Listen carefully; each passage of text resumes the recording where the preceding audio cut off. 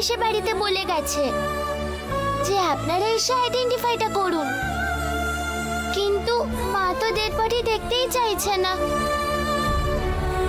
মা dead body দেখতে যাবে না এরকম বলে দিল ওদের। একটা কাজ কর, তুই নিজে গিয়ে দেখে আয়।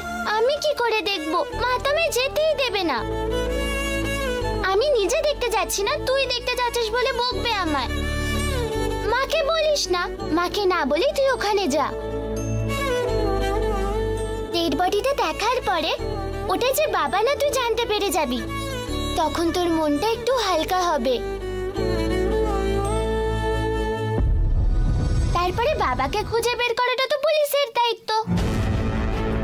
অথবা 2-1 দিন পরে দেখবি বাবার মন বদলে গেছে আর বাবা নিজেই বাড়ি ফিরে এসেছে। তুই যা বলছিস সেটা তো ঠিকই রে দিদি। আগে আমি গিয়ে ওই ডেড বডিটাকে দেখে কনফার্ম করি যে ওটা বাবা কি বাবা না। এই বড়দের ভরসায় থাকলে কোনো কাজই হয় না।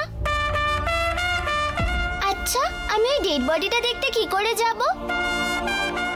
ওটা কোথায় আছে আমি তো সেটাই জানি না।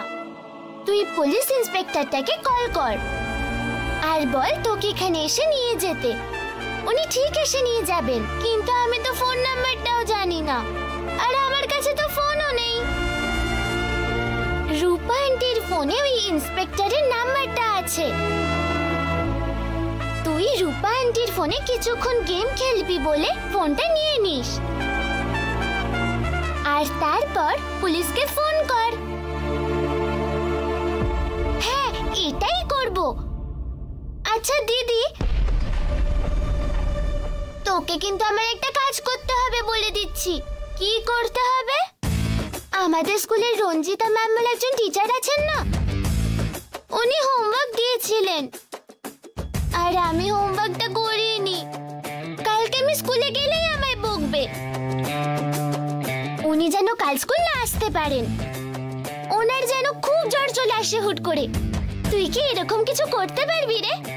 এরকম কথা বলতে নেই দুর্গা, তোকে ঠিক করে স্কুলে যেতে হবে আর ভালো করে হোমওয়ার্কও করতে হবে।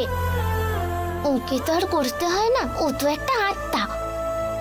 সব আত্মারা বেশিরভাগই বাজে কাজ করে। আর একে দেখো, মনে মনে কি বলছিস রে? পড়াশোনার বিষয় শর্টকাট খুঁজতে নেই, মন দিয়ে পড়াশোনাটা করতে হয়। বুঝতে পেরেছিস? আমি এখন যাই। আরে দাঁড়া, ওকে দিয়ে হোমওয়ার্কটা করিয়ে নিলে হতো।